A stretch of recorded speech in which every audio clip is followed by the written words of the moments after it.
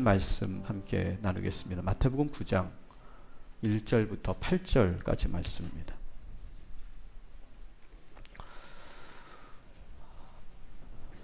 우리가 계속 마태복음 말씀을 함께 강해로 함께 말씀을 듣고 있는데, 지난주 예수님께서는 가다라에서 귀신 들린 두 사람을 고치셨어요. 그리고 다시 어디로 올라가시냐면 가버나움으로 올라가세요. 9장 1절을 여러분 보시면, 9장 1절에 보면 예수께서 배에 오르사 건너가 본 동네에 이르시니 이렇게 있어요. 그 본 동네가 뭡니까? 거기 바로 가버나움인 거예요. 제가 계속 누차 말씀드렸죠. 예수님의 사역은 가버나움을 시작으로 해서 사역이 이루어지고, 이 가버나움은 베이스 캠프와 같은 곳이다, 이렇게 말씀을 드렸어요. 근데 저는 이 지도를 보면서 제가 예수님에 대해서 다시 한번 묵상하게 된 것은, 여러분, 가버나움에서 가다라까지는 사실 갈릴리 바다 중에서 가장 먼 곳이에요. 그리고 아주 어렵게 풍랑을 이기고 가다라까지 간 거잖아요. 그리고 이방 지역에 처음으로 가신 거니까, 여러분, 효율성을 따진다면 어떻게 하셔야 될까요? 이왕 오신 거 그 지역을 쭉 돌면서 선교를 좀 하시고, 뭐 한 달이든 뭐 몇 주든 이렇게 좀 하고 돌아오는 것이 되게 효율적이지 않을까요? 그런데 가다라에서 단 2명만 만나시고 그냥 곧바로 다시 가버나움으로 가신다는 거예요. 상당히 이 예수님의 여정을 본다면 비효율적이에요. 근데 왜 이러실까? 여러분, 예수님께서는요, 효율성보다는 당신을 필요하는 사람들에게 먼저 찾아가시는 분이 우리 예수님이신 줄 믿습니다. 여러분, 지금 이 시간에 전국 전 세계에서 거의 동시간대에 예배를 드리고 있어요. 그죠? 자, 그런데 여러분, 예수님께서 이 많은 교회들을 돌아보시려면 가장 효율적인 방법이 뭘까요? 가장 효율적인 방법. 일단은 10만 명이 모이는 여의도 순복음교회를 먼저 가야 돼. 그죠? 그럼 한 번에 가면 10만 명을 만날 수 있잖아요. 그 다음에 어느 교회 가면 돼? 안산의 꿈의 교회 가면 3만 명 교회를 또 가면 돼. 그래서 큰 교회들을 중심으로 돌면 되게 효율적일 것 같아요. 그런데 예수님 어떤 분이시라고요? 그렇게 효율적인 분이 아니시라, 한 영혼이 간절히 소망하고 바라면 그 교회가 어디에 있든지, 그 교회가 한 명이 모이든 2명이 모이든 상관없이 가장 먼저 찾아가시는 분이 우리 예수님이신 줄 믿으시기 바랍니다. 오늘 여러분 간절히 소망하시면 그 수많은 교회들 가운데 하나님께서 우리 동탄 꿈의 교회 오셔서 우리를 만나 주실 줄 믿습니다. 찾아와 주시고 우리를 치유해 주시고 우리의 기도에 응답하여 주실 줄 믿습니다. 자, 가버나움으로 돌아오셔서 가장 먼저 병을 고쳐준 사람은 누굽니까? 중풍병에 걸린 사람이에요. 자, 마태복음 본문을 한번 보시면 9장 2절에 한번 보시면, 여러분, 중풍병 걸린 사람의 이야기 여러분 잘 아시죠? 뭐가 기억나요? 뭐가 기억나요? 여러분, 한 주간 무슨 일이 있으셨어요? 뭐가 기억나요? 지붕을 뚫는 이야기가 나오잖아요. 여러분, 근데 마태복음에 보면 지붕을 뚫는 이야기가 나와요, 안 나와요? 마태복음에는 안 나오고 있습니다. 대신 마가복음과 누가복음에 아주 비교적 자세히 나오고 있어요. 이렇구나, 이런 차이를 한번 느끼시면서 보시라는 거예요. 그래서 오늘도 이 마태복음 9장의 이야기를 우리가 함께 하면서 마가복음과 누가복음의 이야기에 도움을 좀 우리가 받을 필요가 있어요. 마가복음 2장 3절 4절에서는 아주 비교적 자세하게 그때 그 상황을 소개하고 있는데요. 같이 한번 읽어보겠습니다. 시작. 사람들이 한 중풍병자를 4사람에 메워 가지고 예수께로 올세, 무리들 때문에 예수께 데려갈 수 없으므로 그 계신 곳에 지붕을 뜯어 구멍을 내고 중풍병자가 누운 상을 달아내리니. 아멘. 아주 비교적 자세히 소개되고 있죠. 가버나움으로 돌아오니까 많은 사람들이 예수님을 기다리고 있었어요. 예수님의 그 말씀도 사모하고 또 예수님께서 또 병 고쳐 주시기를 원하는 그런 사람들이 가득 차 있는 거예요. 누구네 집인지는 잘 모르겠는데 빽빽하게. 그래서 들어갈 수가 없는 거예요. 그래서 이 네 사람이 지붕으로 병자를 올려서 지붕을 뜯어내고 구멍을 뚫어서 침상에 누워있는 병자를 달아내리는 그런 이야기예요.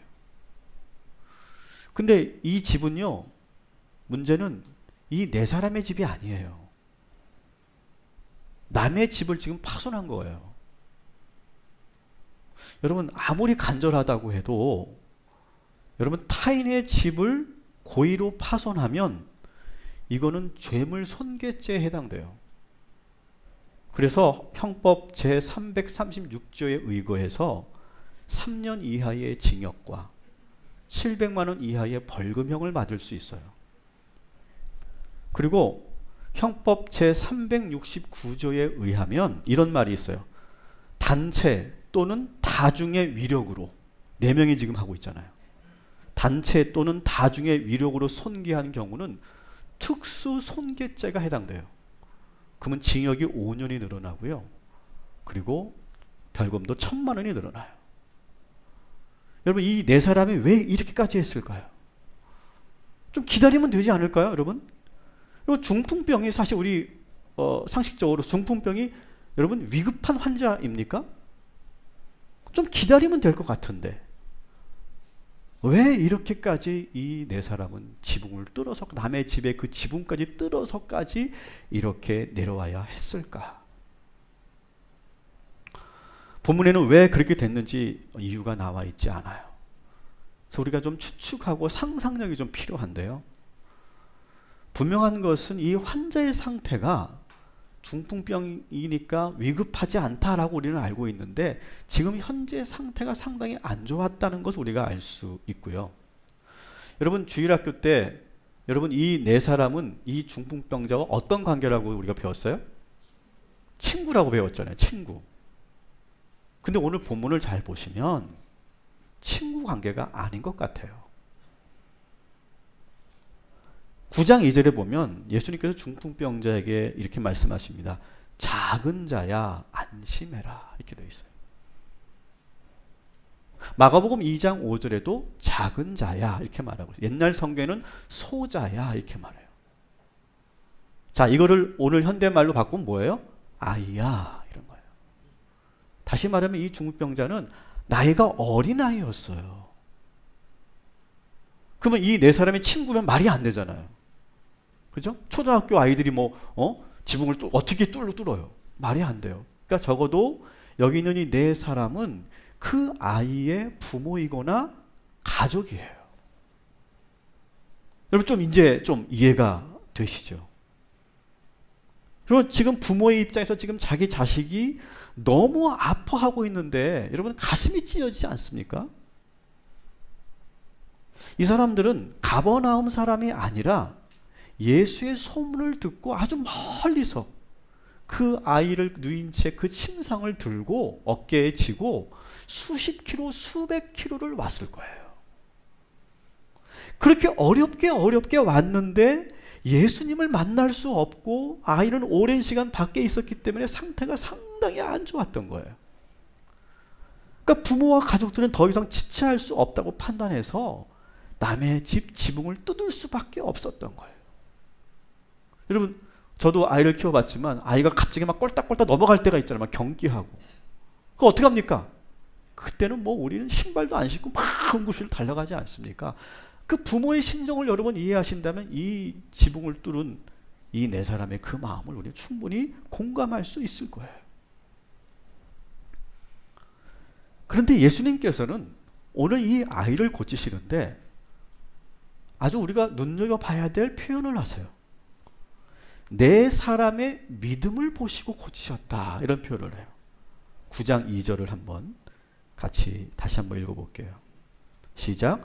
침상에 누운 중풍병자를 사람들이 데리고 오거늘 예수께서 그들의 믿음을 보시고 중풍병자에게 이르시되 작은 자야 안심하라 내 죄 사함을 받았느니라. 아멘. 자, 예수님은 지붕을 뚫은 이 네 사람의 뭘 보고? 믿음을 먼저 보시고 그 다음에 그 어린 병자를 바라보시면서 그의 병을 고치셨다 이렇게 되어 있어요. 자, 그러면 이들의 믿음이 뭘까요? 어떤 믿음일까요? 제가 한번 이름을 붙여본다면 이런 믿음일 거예요. 따라합시다. 지붕을 뚫는 믿음. 지붕을 뚫는 믿음이에요. 여러분, 인파가 막 사람들이 엄청 많이 있어서 지금 들어갈 수 없는 상황이 됐을 때, 만일 여러분들이라면 그 상황에서 우리 아이를 어떻게 예수님께로 데려갈 수 있을까요? 어떻게 하실 수 있을 것 같으세요? 제 스타일은 제 스타일은 그냥 기다렸을 것 같아요. 이게 제 스타일이에요. 기다렸어요. 근데 정말 이 아이가 막 정말 더 위험한 상황이라면 어떻게 했을까? 제가 일단 혼자 그 수많은 인파를 뚫고 갈 거야. 죄송합니다. 막 밀주 가면 막 짜증내고 뭐야 막 그러면 죄송합니다. 막 어쨌든 아이가 있으니까 막 어떻게든 막 가겠죠. 가서 예수님 앞에 가서 예수님 저 뒤에 우리 아이가 있는데 예수님 꼭 한 번만 좀 고쳐주시고 기도 한번 해주십시오. 그렇게 제가 할 것 같아요. 여기까지가 제 스타일. 근데 바디메오 같은 경우는 어떻게 합니까? 막 소리를 질러요. 다시 막 부르는 거예요. 뭐 좋은 목소리로 부르는 게 아니에요. 막 일부러 막 더 짜증나게 막 막 부르는 거예요. 막. 그러니까 막 사람들 막 짜증 내잖아요. 막 제자들이 조용히 좀 하라고. 막 그렇게 해서 주의를 막 환기시켜서 자기를 보게 만든. 바디메오는 그렇게 했어요. 삭개오는 어떻게 해요? 삭개오는 나무 위로 올라가서 주의를 예수님 여기 좀 보세요. 여기 막 그렇게 했을 거예요. 자, 그런데 사실 여기까지는 우리가 충분히 예측할 수 있는, 누구나 정말 긴급하면 그렇게 할 수 있는 그런 상황인데요. 오늘 여기 네 사람을 한번 보세요. 네 사람은 뭘 했다고요? 지붕을 뚫었다는 거예요. 이거는요, 누구도 상상할 수 없는 생각 아니에요? 제가 이거를 한번 생각해 봤어요. 어떻게 했을까? 제가 한번 그대로 재현을 해볼게요. 자, 지붕으로 이제 올라가야 돼. 지붕이 보여. 야, 지붕을 뚫어야 되겠다. 이 생각 자체가 이건 사실은 이렇게 말하면 죄송하면 미친 거죠, 이게. 근데 아이가 있으니까 그렇게 생각한 거예요. 좋아. 자, 어떻게 올라갈 수 있을까요? 사다리는 어디 있어 또? 일단 찾았다고 쳐봐. 사다리를 찾았어. 대고 어떻게 할까요, 여러분이라면? 4명이. 일단 3명이 올라갈 것 같아요. 3명이. 자, 3명이 올라가면서 어떻게 할까요? 침상에 내 기퉁에 있는 줄을 잡고 올라가겠죠. 3명이. 그래서 길게 된 줄을 해가지고 올라가서 3명이 딱 이제 줄을 잡고 지붕에 올라가겠죠. 자, 이제 그걸 끌어올리는 겁니다. 근데 한 사람이 남아야 되는 이유는 아이가 막 보채고 울고 있으니까 달래기도 하고, 이제 그 침상에 올라갈 때 조금이라도 거기서 잘못 끼우뚱거리면 큰일 나잖아요. 그러니까 그 중심을 잘 잡고 그대로 올라갈 수 있도록 붙잡아 주는 거예요, 이렇게. 그래서 손이 놓을 때까지 붙잡아 주고, 그리고 이제 그 다음부터 3사람이 이 내기퉁에 있는 이 줄이 팽팽하게 조금도 흔들리지 않게 그것을 올린다고 생각해 보세요, 이거를. 이게 여러분 대단히 어려워요, 이게. 더구나 그 아이 안에는 아이가 있단 말이에요. 그래서 땀을 삐질삐질 흘리면서 막 온 정신을 다 집중해가지고 그 아이를 끌어올렸어요. 그리고 간신히 올리고 나머지 한 사람도 올라왔어요. 이제 뭐 해야 돼요? 지붕을 뚫어야 돼. 근데 여러분, 그 당시 팔레스타인 가옥은 흙으로 되어 있는 그런 집들이거든요. 자, 그럼 뭐를 뚫어야 돼, 이거를? 어떻게 뚫어야 돼? 망치를 가져왔어야지. 그러니까 막 찾다 보니까 뭐 어디 돌이 하나 있었겠죠. 돌로 막 찢는 거야, 이거를. 계속 찢는 거예요. 그러면 그 팔레스타인 가옥의 구조가 어떻게 됐냐면, 재료가 어때요? 흙이고 그 밑에는 우리나라 집도 똑같아요. 지푸라기나 덤불 같은 게 이렇게 깔아놓거든요. 그리고 그 밑에 보면 이제 나무로 이렇게 얽기설기 해가지고 하고, 그리고 이제 그 위에 흙을 덮은 거란 말이죠. 그래서 흙을 다 까내고, 그리고 지푸라기를 다 걷어내고, 또 뭐 해야 돼? 거기 뭐가 있다고? 나무 상판이 있으니까 또 그거를 또 뜯어야 돼. 여러분, 이게 얼마나 지금 비합리적인 방법입니까? 시간도 한참 걸렸을 거예요. 더구나 침상이 아무리 작아도 이 정도 한 1m나 1m 50 정도 됐을 텐데, 이거를 여러분 내리려면 그 구멍을 얼마나 뚫어야겠어요? 이 여기 구멍을 뚫는다고 생각해 보세요. 얼마나 구멍을 크게 뚫어야 되겠어요? 그리고 그걸 내린다고 생각해 보세요. 그걸 막 부시니까 막 안에 있던 집주인이 난리가 난 거죠. 이게 웬 지금 뭔 일을 지금 경험한 거예요, 지금. 뭐 하는 거야? 거기서 막 소리를 지르고 막 그럴 거예요. 웅성웅성 거리고. 막 지금 예수님도 놀랬을 거예요. 헐, 그랬을 거라고요. 이게 무슨 상황이야? 근데 아이가 쫙 내려오는 상황이에요. 이 믿음이라고요. 이 믿음. 지붕을 뚫는 믿음. 자, 이 믿음은 뭘까요? 우리 아이가 예수님을 만나면 무조건 병이 낫는다. 이 믿음이 있었기 때문에 이런 무모한 행동까지 할 수 있었던 거예요. 여러분, 오늘 여러분이 예배를 드리는데 한 분도 빠짐없이 다 예수님 만나고 돌아가시기를 주님의 이름으로 축원합니다. 오늘 가장 핵심이 되는 말씀이 바로 이 부분이에요. 여러분, 오늘 예배 드리고 가면 안 되고요. 예수님 만나야 돼요. 여러분, 제 설교 듣고 가지 마시고요. 예수님 만나시기 바랍니다.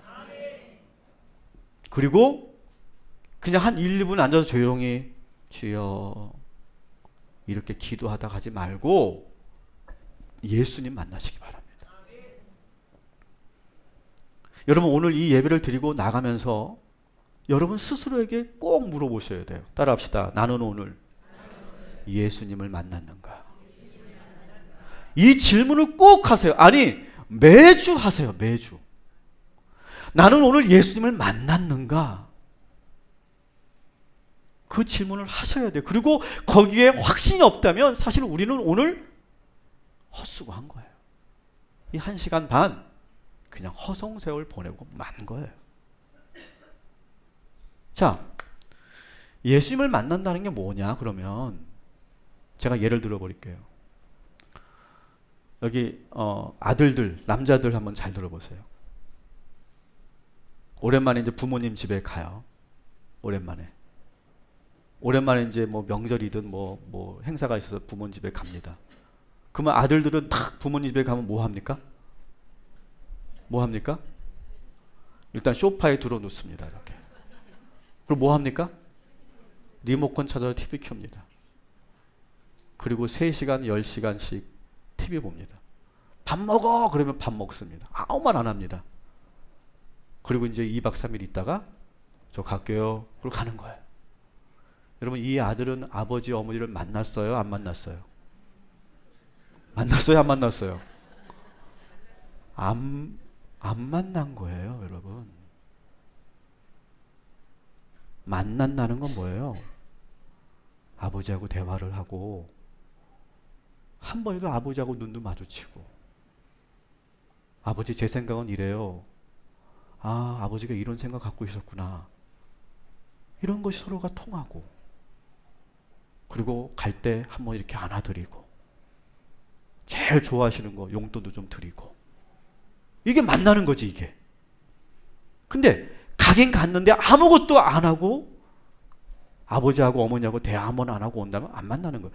여러분, 우리 예배가 지금 그렇지 않아요? 찬양은 드리는데 예수님을 안 만나요. 기도를 하는데 주여 하고 그냥 끝나고 마는 거예요. 설교를 들으면서도 거기서 주님의 음성을 듣지 않고 그냥 끝나는 거예요. 여러분, 예수님을 오늘 이 시간 만나고 돌아가시기를 주님의 이름으로 축원합니다. 지금 이 네 사람의 이 부모의 믿음은 어떤 믿음이냐? 우리 아이가 예수님 만나면 무조건 낫는다. 이 믿음이에요.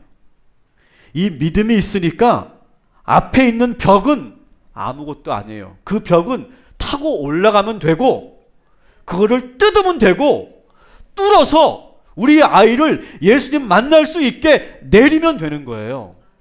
그러면 되는 거예요. 한번 따라 합시다. 예수님 만나면 우리의 모든 문제가 해결됩니다. 여러분 믿으십니까? 근데 그런 믿음이 없으면 그 벽이 어떻게 돼요? 아, 안 되는 거구나. 그러면서 기껏 한다는 게 뭔지 아세요? 그 벽 안에 예수님이 계세요. 그러면 예수님에게 앉아서 그 벽 앞에 앉아가지고 예수님 제 기도를 좀 들어주세요. 예수님 들으시죠? 그러고 끝난다는 거예요. 뭐 했다고 이 사람들은요? 그 벽을 뚫고 직접 예수님을 만나고 거기서 응답을 받더라는 거예요. 오늘 한 분도 빠짐없이 다 예수님 만나고 돌아가시기를 다시 한번 주님의 이름으로 축원합니다. 자, 그런데 우리가 잊지 말아야 될 것은 이렇게 예수님을 만나려고 올라가고 끌어올리고 뚫어서 내립니다. 자, 그러면 이 아이의 병이 나았습니까? 안 나았습니까? 났어요? 안 났어요? 났어요. 근데 누가 낫게 한 거예요? 내 믿음이 낫게 한 거예요? 예수님이 낫게 한 거예요? 여러분, 여기서 우리가 대단히 잘못 착각하는 부분이 상당히 많이 있어요. 우리는 우리의 노력, 우리의 행위로 이 아이의 병이 나았다고 착각할 때가 있더라는 거예요.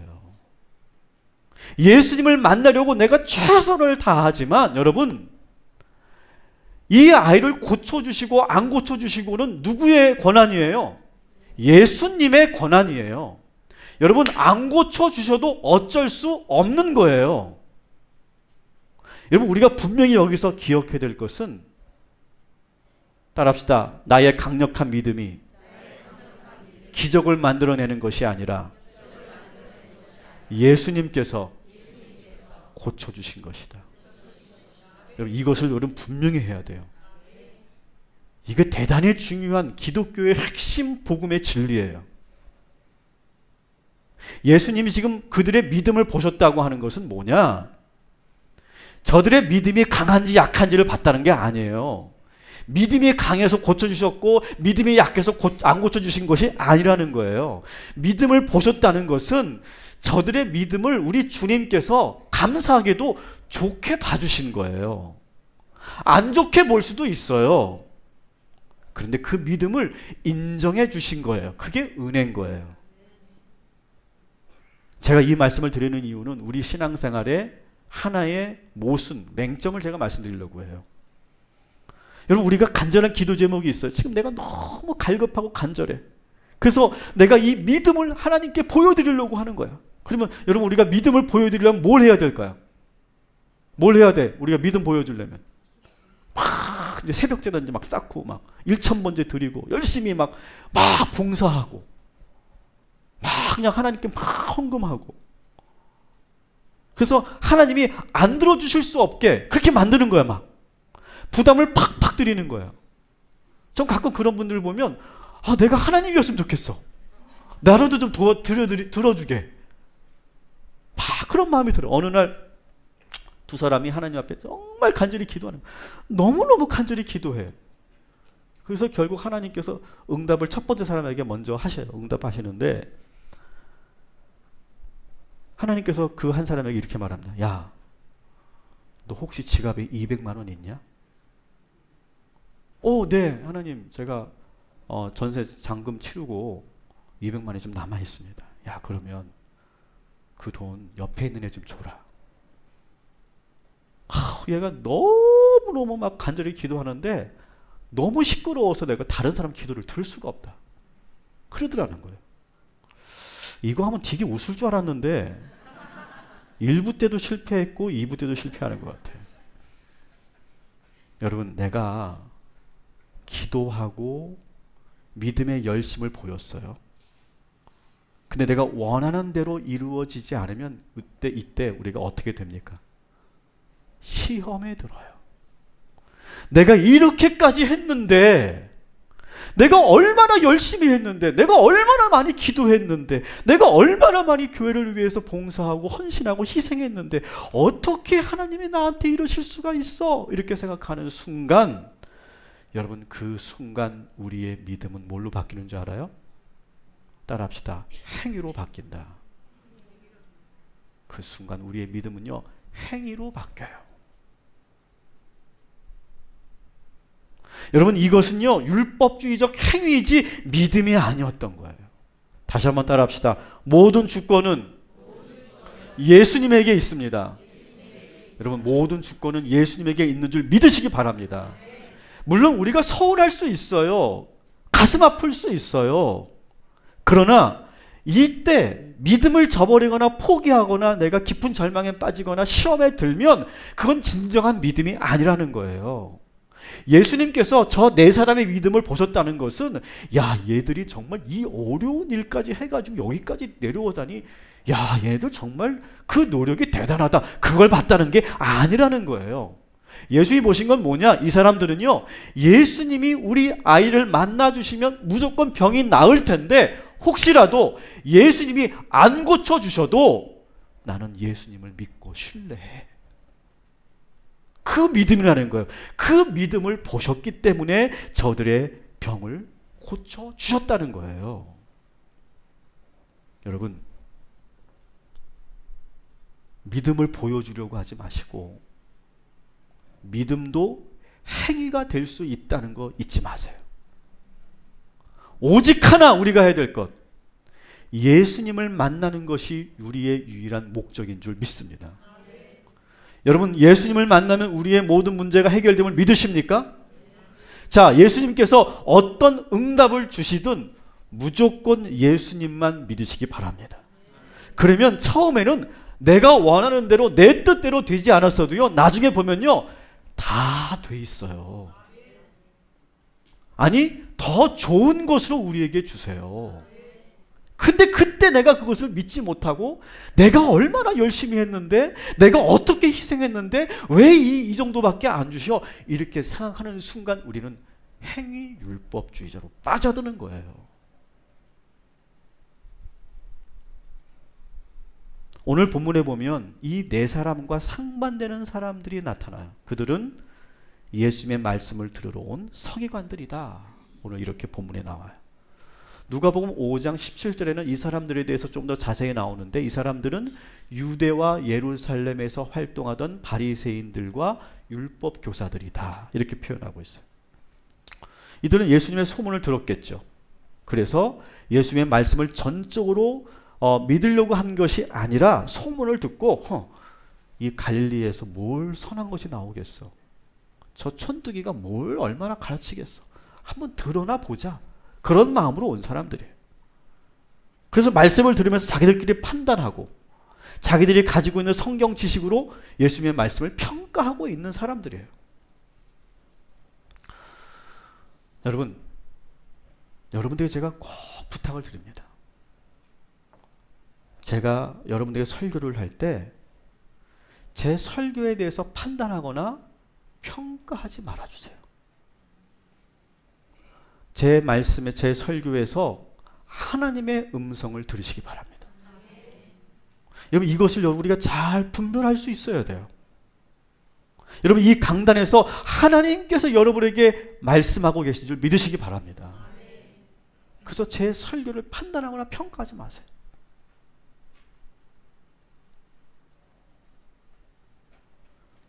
어느 가족이 주일 예배를 드리고 돌아가고 있었어요. 아버지가 운전을 하면서 이렇게 말해요. 야, 오늘 목사님 설교 죽을 쓰더만 죽을 써. 그러니까 옆에 있는 엄마가, 아이고 두림 찬양대는 어떻고요? 아주 박살이 나더만요. 박살이 나. 그러니까 예배가 목사가 설교 죽 쓰고 찬양대가 찬양이 박살나면 끝난 거죠. 근데 아들이 뒤에서 핸드폰 보고 있다가 엄마 아빠 그만 좀 하세요. 그만 좀 하세요 좀. 아니 1,000원 내고 그 정도 구경했으면 됐지. 뭘 또 바래요 라고 하더라는 거예요. 여러분 돌아가시면서 대화하실 때 서기관들처럼 예수님의 말씀 판단한 것처럼 여러분 오늘 이 예배를 판단하고 평가하고 돌아가지 마시고 모두가 하나님의 음성을 듣고 돌아가시기를 주님의 이름으로 축원합니다. 그들 마음에 불편했던 건 이거예요. 예수님께서 아이를 고치실 때 했던 표현이에요. 9장 2절을 한번 봅시다. 같이 읽습니다. 중풍병자에게 이르시되 작은 자야 안심하라 내 죄 사함을 받았느니라. 아멘. 자, 예수님께서 병만 고치신 게 아니라 죄 사함의 선포까지 하시는 거예요. 여러분 바리새인과 서기관들은 지금까지 어떤 신학적 입장을 가지고 있었냐면 오직 죄는 하나님만이 사하실 수 있다. 그런 신학이에요. 근데 지금 예수님이 당신이 죄사함을 선포하는 건 이거는 신성 모독이다. 이렇게 생각하는 거예요. 9장 3절 읽습니다. 어떤 서기관들이 속으로 이르되 이 사람이 신성을 모독하도다. 아멘. 근데 이것을 속으로만 생각했대요. 속으로만. 항의하거나 비판하지 않고 속으로만 생각했는데 예수님은 그 서기관들의 마음속을 다 보고 계신 거예요. 그래서 이렇게 꾸짖습니다. 4절 시작. 예수께서 그 생각을 아시고 이르시되 너희가 어찌하여 마음에 악한 생각을 하느냐. 아멘. 너희는 어찌하여 좋은 것을 보고도 악한 생각을 하느냐. 이렇게 꾸짖고 계세요. 여러분 이 세상에서 저는 가장 불행한 사람이 어떤 사람들이냐? 있는 그대로 보지 못하고 자꾸 판단하는 사람들. 매사가 부정적인 사람들. 모든 걸 비판하는 사람들. 그렇게 사는 거 참 피곤할 것 같아요. 늘 인상을 찌푸리며 사는 거예요. 웃고 기뻐하고 행복해야 하는데 막 이리저리 눈을 굴리면서 막 비판할 게 뭐가 없나 그걸 막 찾는 거예요. 여러분 생각해 보세요. 지금 침상에 누워있던 아이가 벌떡 일어났어요. 걷고 뛰고 있어요. 지금 이 아이가. 여러분 얼마나 여러분 놀라고 기쁩니까? 막 부모와 이 가족들은 어떨까요? 너무너무 기쁘겠죠. 막 그 아이를 끌어안고 울고 막 주위 사람 박수 치면서 막 할렐루야 막 그러고 집주인도 지붕만 보면 막 가슴이 쓰린데 그래도 자기 집에서 기적이 일어났으니까 이거 내가 잔치라도 벌여야 되나? 그런 생각하고 있을 때 이 불쌍한 바리새인과 서기관들 뭐 했다고요? 기쁨을 누리지 못하고 있어요.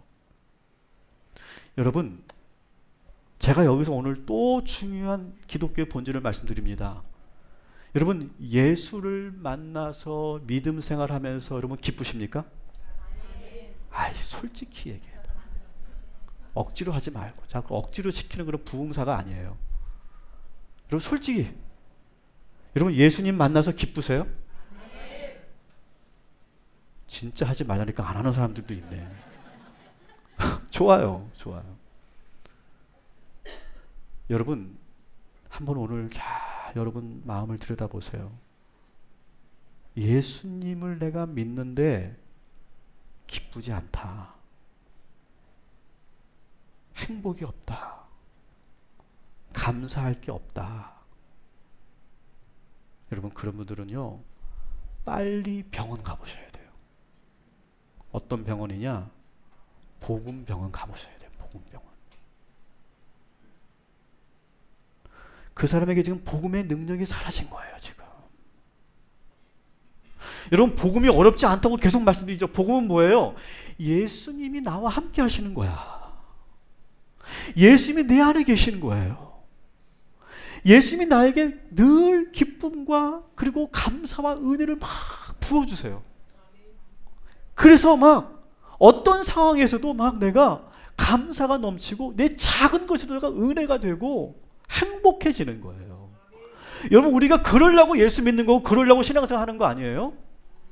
그런데 이상하게 우리가 예수 믿으면서 신앙생활하면서 점점점 기쁨이 사라지고 점점점 감격이 없어진다면 지금 우리가 예수를 제대로 믿는 거냐고요.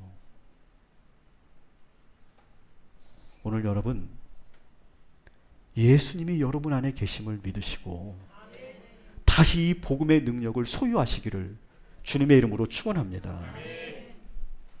여러분, 예수가 내 안에 있으면, 예수가 내 안에 있다고 해서 어려움이 없고 무조건 만사형통하는 건 아니에요, 여러분. 예수 믿어도 실패할 수 있고, 예수 믿어도 병 걸릴 수 있고, 예수 믿어도 어려워질 수 있어요. 그런데 예수 믿으면 어떻게 되는 줄 아세요? 그걸 감당할 수가 있어요. 힘들지만 그래도 내가 이겨낼 수 있는 힘을 주님께서 주세요. 근데 예수가 없으면 어떻게 되는 줄 아세요? 완전 밑바닥으로 떨어지는 거예요.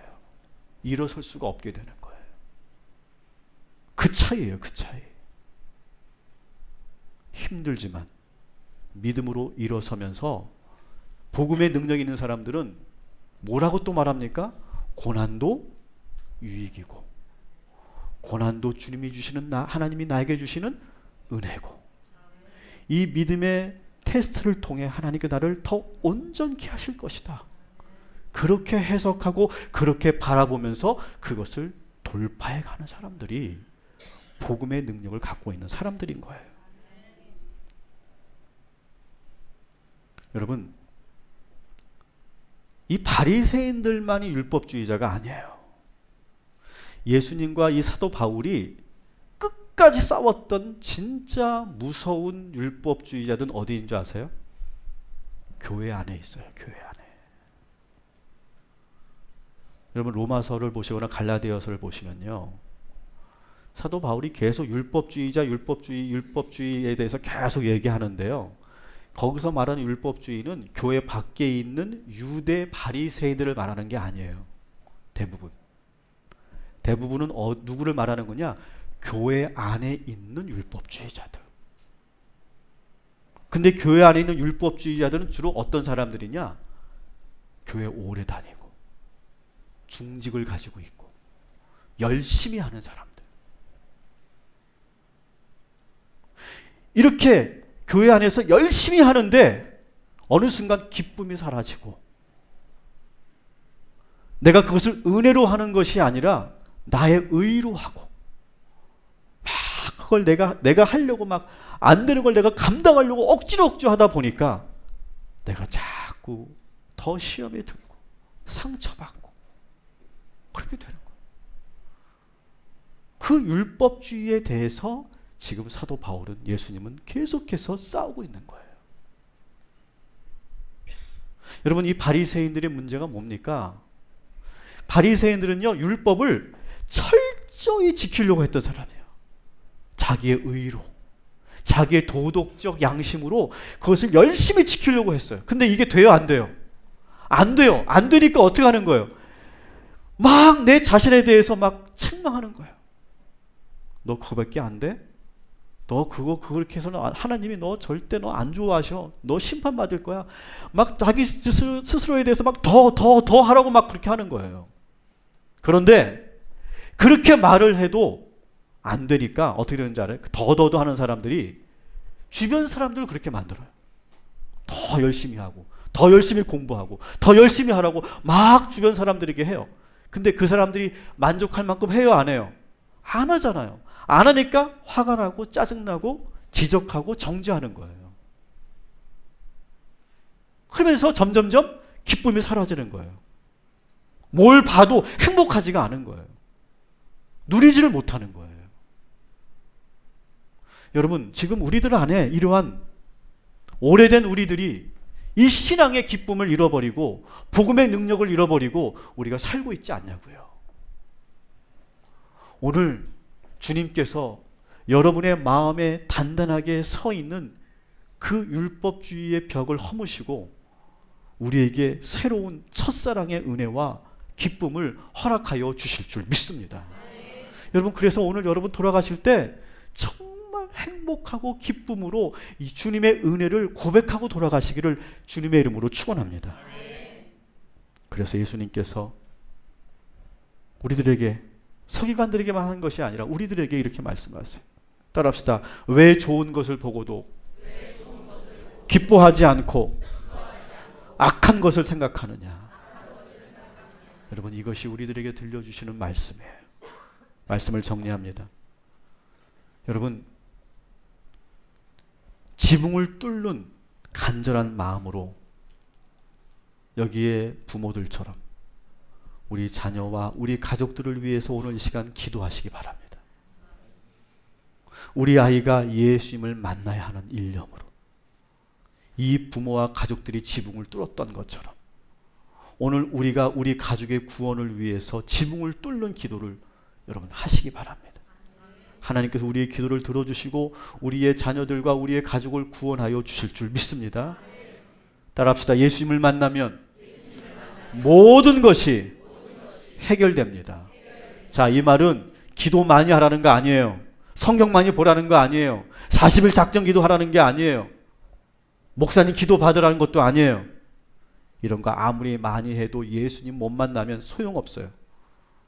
오늘 여러분 예배 드렸어도 예수님 못 만나면 오늘 시간 헛수고라고 말씀드렸어요. 오늘 여러분 예수님 만나고 돌아가시기 바랍니다. 예수님 우리의 믿음을 보고 계세요. 우리가 믿음 생활 열심히 했다고 내 뜻대로 돼야 된다고 생각하는 순간 우리의 믿음은 믿음이 아니라 행위로 떨어져요. 예수님이 어떻게 하셔도 무조건 예수님만 믿으시기를 주님의 이름으로 축원합니다. 신앙의 율법주의에 빠지지 마시고 예수님과 늘 함께하고 살아계신 하나님을 경험하는 저와 여러분이 되시고, 한 주간 여러분 제발 혼자 열심히 살지 말고 예수님과 함께 하시기를 주님의 이름으로 축원합니다.